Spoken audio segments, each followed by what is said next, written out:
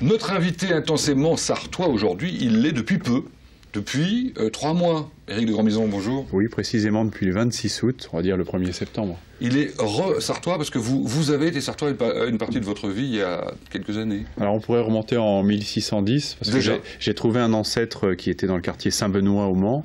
Mais pour être plus sérieux, j'ai commencé en fait mes premières armes à Ouest-France en janvier 1991 à La Flèche. Éric de Grandmaison est donc le directeur départemental d'Ouest-France. Vous avez remplacé Christine Corr. Christine Corr, alors, qui a fait valoir ses droits à la retraite. Oui, enfin, mais comme pas mal de retraités, je pense qu'elle est plus active maintenant puisqu'elle s'est beaucoup impliquée dans la relation partenaire du Cross Ouest-France. Et puis, je pense que j'aurais du mal à remplacer Christine, qui est une Sartoise pure souche, qui connaît beaucoup de choses sur le département. On va dire que je lui succède. Voilà. Bon, cela dit, vous êtes heureux d'être ici. Ravi parce que c'est un département qui est très varié, avec du rural, de l'urbain, avec des défis internationaux. Quand on est dans le département où il y a les 24 heures du Mans, quand on est dans le département où il y a le MSB, bon, je ne vais pas parler du football, c'est un peu mon regret parce que j'aime beaucoup ça. Mais voilà, c'est un département qui offre plein de possibilités professionnelles, et pour un journaliste, je pense qu'être ici, en plus à 50 minutes de Paris, avec des gens qui globalement n'ont pas la grosse tête ici. Je pense que c'est une caractéristique des Sartois, qui sont des gens accueillants, qui prennent le temps de voir qui vous êtes, mais qui sont plutôt des gens vraiment sympathiques et ouverts. Ben, on va essayer de découvrir justement qui vous êtes, d'où vous venez, où vous allez. Ben, on le saura plus tard, évidemment. Vous êtes né en 1965, ça on peut le dire. Oui. Bon, d'une mère ardennaise et d'un père nantais. Vous êtes né à Nantes? Non, alors je suis né à Versailles. Ah bon? Mais comme pas mal d'expatriés de l'Ouest qui sont en Île-de-France, puisque mon père travaillait au Club Méditerranée, si vous voulez tout savoir. C'est le numéro 3 du Club Med à une certaine époque avec M. Trigano. Voilà, je suis né à Versailles et puis après je suis revenu dans l'Ouest pour le boulot. Et alors vous avez donc fait des études, on va dire classiques, études littéraires, bac en 1983, et tout de suite vous vous êtes dirigé vers le journalisme. En fait, à l'époque, j'ai fait une licence à Paris 10 Nanterre, licence de lettres. Comme pas mal d'étudiants, parce que je me cherchais un petit peu, je ne savais pas exactement ce que je souhaitais faire, peut-être la communication d'entreprise ou autre chose. Ah oui. Et c'est justement en faisant une école de communication d'entreprise à Angers, l'IRCOM, que j'ai découvert que j'avais plus envie d'être de l'autre côté de la barrière, c'est-à-dire être extérieur pour parler de l'entreprise plutôt que de vendre l'entreprise vers l'extérieur. Voilà. Bon. Je suis devenu journaliste comme ça. Et vous faites votre carrière dans ce que l'on appelle la PQR, oui. Essentiellement la presse quotidienne régionale, oui. Et vous avez commencé à l'Est républicain, je pense. Voilà, c'est ça. Un petit mot quand même qui a joué aussi sur ma vocation. J'ai un souvenir tout gamin d'avoir visité Ouest-France de nuit, donc c'était les visites qu'on peut faire tous les ans. À Chantepie, à Rennes, avec cette espèce d'énorme usine avec des lumières partout. Et pour un gamin, c'était assez étonnant de voir une entreprise qui tournait la nuit. Et j'avais un oncle qui était journaliste pendant un certain nombre d'années à Ouest-France et qui m'a mis le pied à l'étrier. Je lui dois beaucoup. L'image que vous avez vue, c'est celle du siège d'Ouest-France, ou plus précisément de l'ancien siège, là où est maintenant la rédaction rennaise. La rue du Pré-Beauté, où on a toujours notre rédaction. Par contre, tout ce qui est imprimerie et siège social, c'est la zone industrielle de Chantepie, à côté de Rennes. Alors, l'Est républicain Nancy, la Charente libre Angoulême, l'Agence centrale de presse aussi à Paris. Oui, tout à fait. Donc, une petite parenthèse en quelque sorte. Oui, c'était à l'époque où il y avait donc des tensions entre la France et l'Iran. Et la majeure partie de mon stage, je l'ai passé à être devant l'ambassade d'Iran chaque nuit pour voir s'il passait quelque chose et puis faire des communiqués. Voilà. Bon, c'était. Ça devait être assez palpitant. On a joué à l'époque au cricket avec des boîtes de pellicules avec des confrères anglais qui attendaient comme moi qu'il y ait une info. Et en fait, il n'y a jamais eu d'info puisque personne n'est sorti de l'ambassade. Bon, le Pèlerin Magazine aussi. Oui, des piges. C'était plus une école, voilà, ils avaient besoin de pigistes, donc j'en ai profité pour apprendre un petit peu l'écriture des magazines. Voilà, ça c'est donc maintenant ça remonte quand même à un certain nombre d'années. Et Ouest-France, donc en 1991, oui, et en fait votre première affectation c'est La Flèche. C'est la Flèche. Que vous connaissiez déjà un peu? Pas du tout. Et en fait, j'arrive à la Flèche, je ne connaissais pas du tout la Sarthe. Vous découvrez le Prytanée militaire? Je découvre le Prytanée, voilà, j'arrive vraiment. Et alors l'anecdote, c'est que ma rédaction a été détruite par un incendie au bout de 3 jours. Aïe. Et donc j'étais en période d'essai, et au bout de 3 jours de période d'essai, j'ai détruit ma rédaction dans un incendie. Pas mal. Et après, j'ai des anciens qui m'ont dit, mais t'inquiète pas, les grands pilotes ont cassé beaucoup d'avions avant de réussir. Donc je suis resté dans le métier, mais c'était quand même un début qui était un peu compliqué. Voilà. Bon, vous faites Alençon, Cholet, Vannes, de nouveau Alençon, oui. Et puis vous arrivez au Mans. Et j'arrive au Mans, donc alors ça s'est fait de façon très simple. Bon, j'habitais au Mans, hein, tout en travaillant à Alençon, et l'opportunité de succéder à Christine Corr s'est présentée. Et donc j'étais très partant, parce que pour avoir habité au Mans, j'avais pu un petit peu toucher du bout du doigt tout l'intérêt de ce département. J'avais vraiment envie d'y travailler et puis de faire un peu moins de route tous les matins pour aller à Alençon. Voilà. Bon, Le Mans, une belle rédaction. Combien de personnes? Alors, on faisait le compte, si on compte vraiment toutes les personnes qui travaillent comme journalistes à la rédaction, on est 27. 27 journalistes, mais avec des CDD, enfin je ne vais pas rentrer dans les détails. Globalement, Ouest France, dans la Sarthe, c'est une petite entreprise d'une 35 personnes. Alors c'est l'un des rares départements, il faut le dire quand même, où Ouest France n'est pas leader. Nous ne sommes pas leaders.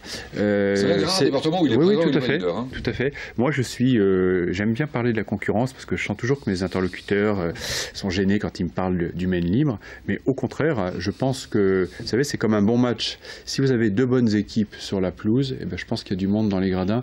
Je crois même que c'est une chance pour un département d'avoir 2 quotidiens qui ont chacun qualité et défaut, qui ont leur public.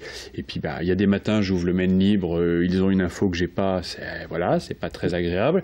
Et puis il y a des matins où on fait quelques coups, entre guillemets, et on en est content. C'est stimulant. Hein, ça s'appelle l'émulation, quoi. C'est vraiment stimulant.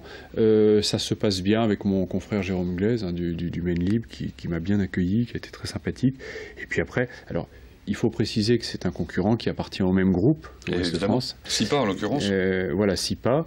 Mais sur le terrain, très clairement, les équipes sont concurrentes. Alors votre métier a considérablement évolué. Oui.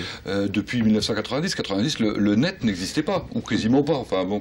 Oui. Aujourd'hui, vous devez prendre en compte obligatoirement tous ces nouveaux outils. Oui. Oui. Et d'ailleurs, c'est politique mène Ouest France depuis longtemps. Oui. En fait, les journalistes aujourd'hui, on voit Ouest France, journal papier, mais chaque journaliste est bimédia. Ça veut dire que aujourd'hui, très clairement, l'info, c'est sur le web, c'est pas dans le papier. Alors, vous allez me dire, qu'est-ce qu'on met le lendemain dans le papier si on a tout mis sur le web? Bien, notre idée, c'est que l'info immédiatement soit sur le web, mais le lendemain, le papier, ça sert à quoi? Ça sert à expliquer, à comprendre, à débattre, enfin, si vous voulez, à proposer au lecteur de mettre une information en perspective d'autre chose. Parce que le danger du web, c'est malgré tout, justement, la réactivité un peu trop grande et le risque de faire une erreur, le risque d'oublier de faire le b.a.-ba du métier de journaliste, c'est-à-dire de croiser les informations. Oui, oui. Parce que, on nous dit souvent, mon fils me provoquait en me disant, mais de toute façon, maintenant qu'il y a le web, on n'a plus besoin de journalistes. Oui. Mais je lui pose simplement cette question, qui hiérarchise, qui vérifie? Et aujourd'hui, tout le débat, c'est entre tous ces sites qui existent. Quels sont les sites dont on est sûr que les infos sont vérifiées, hiérarchisées? Donc il y a un capital confiance qui est très important sur le net. Et je crois surtout qu'il y a un faux débat où on oppose le papier et le web. Moi, je crois que les deux sont vraiment complémentaires. Alors dans Intensément Sartois, on parle évidemment, parce que c'est normal, du métier de l'invité ou de sa passion, mais on parle aussi un peu de ce qui le motive par ailleurs et en parallèle. Première chose, vous êtes un voyageur. Alors j'aime beaucoup les voyages, ça va vous faire sourire, mais quand j'arrive dans un aéroport et que je sens l'odeur du kérosène, je suis déjà parti. Donc c'est peut-être pathologique, je ne sais pas s'il faut que je consulte, mais je crois vraiment, même à une échelle plus française, qu'il faut aller voir ailleurs ce qui se passe. Moi, je ne connais pas d'autres méthodes. Je le dis aux jeunes, je dis voyager, bouger. Je le dis aux confrères dans mon équipe, voyager, bouger. Ça permet de relativiser notamment. Oui, ça relativise, et puis qu'est-ce que c'est riche un voyage. Juste pour vous faire plaisir, quelques images comme ça qui vont peut-être vous inspirer ou vous rappeler des souvenirs, des images que je vais laisser notre réalisateur sénateur Grégory Jugé envoyé. Alors ça, c'est en Islande. Oui, l'Islande, tout à fait. Ça vous a marqué. J'avais fait un voyage en Islande qui m'avait marqué. Et on nous avait dit qu'en gros, en Islande, il y avait un volcan qui démarrait tous les ans. Et on avait dit non, c'est complètement faux. Et il se trouve qu'un an après, il y a eu une énorme explosion volcanique en Islande. Rappelez-moi le nom du volcan. L'Eyjafjallajökull. Ah, bravo. J'ai pas l'accent, excusez-moi. Ah, c'est pas mal. L'Eyjafjallajökull. Ça, c'est le Liban. Oui, tout à fait. Le Liban, j'y suis allé après la guerre, si vous voulez, dans le cadre d'un voyage d'études. Ça, c'est un pays très attaché à la France, voilà. Donc c'est quelque chose qui, pour moi, c'est un très beau pays magnifique. Bon, là, on reconnaît évidemment Istanbul. Oui, Istanbul, voilà. Topkapi, enfin, pareil. Alors là, on est aux frontières de l'Europe et puis de l'Asie.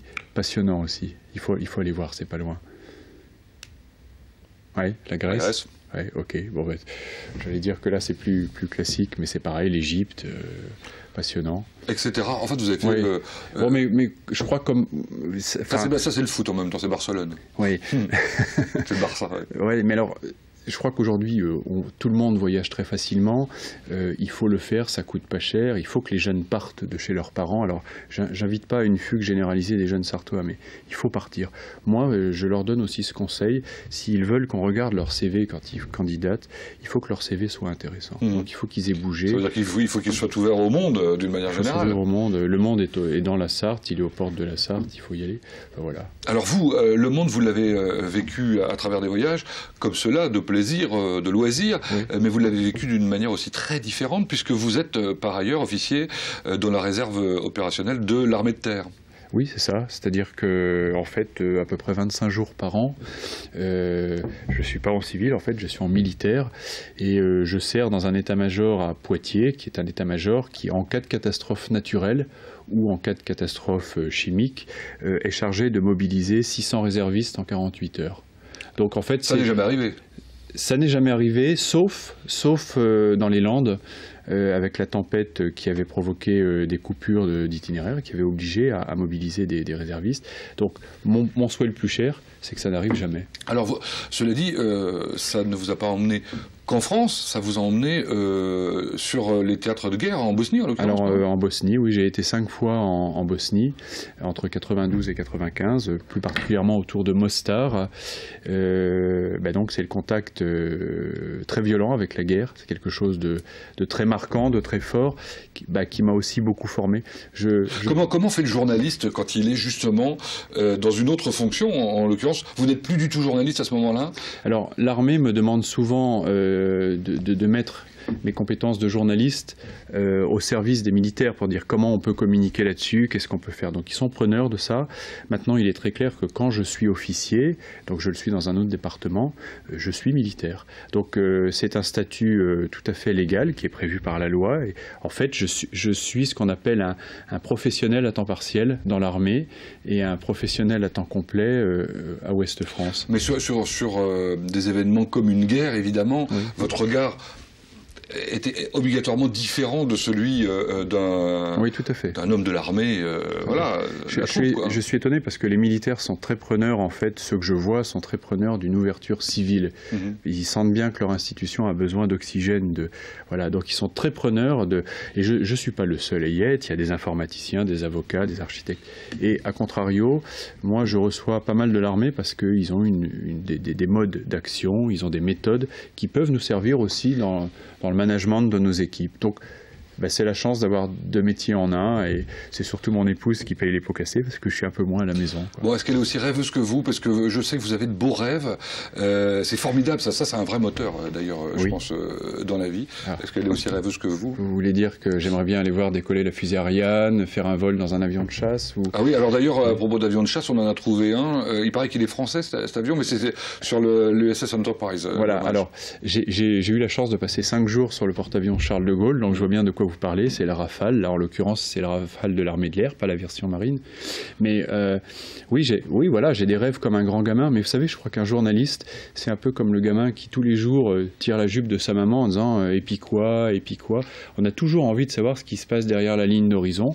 Alors, non mais c'est amusant, le directeur départemental d'Ouest France qui rêve de faire le pôle Sud, de traverser la Sibérie, de faire les déserts, de voler dans un avion de chasse, oui. C'est pas en Sarthe que vous risquez de vivre ça, enfin, à part le bolide éventuellement sur la ligne noire des 24 heures. Vous savez, il y a des réunions ou des rencontres qu'on fait dans la Sarthe avec des gens, on part, on ferme son carnet, on rentre à la rédaction et on se dit j'ai vécu un moment extraordinaire. Donc effectivement, là, on parle de choses à l'autre bout du monde parce qu'on a tous envie de partir un peu. Mais dans notre métier, on arrive à quelques kilomètres de la rédaction à partir aussi et à faire des rêves.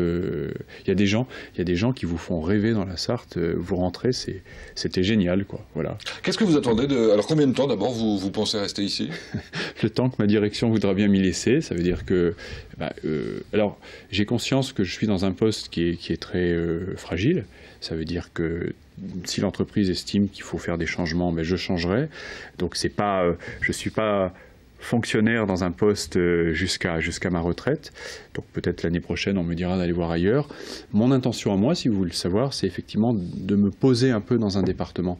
Je pense qu'on ne peut pas prétendre connaître un département, ses responsables, si on ne reste pas un certain temps pour apprendre à l'aimer. Enfin voilà, si on est une espèce de plante hors sol, il y a quand même un moment où ça pose problème.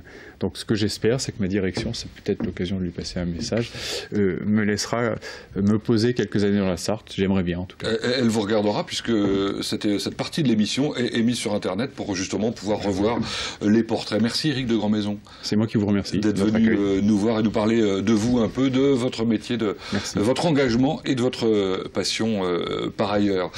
Bon, c'est terminé pour aujourd'hui. La semaine prochaine, qui avons-nous comme invité? Je crois que c'est quelqu'un que tous les Sartois aiment, puisqu'il s'agit de Polo. Bonne semaine à vous.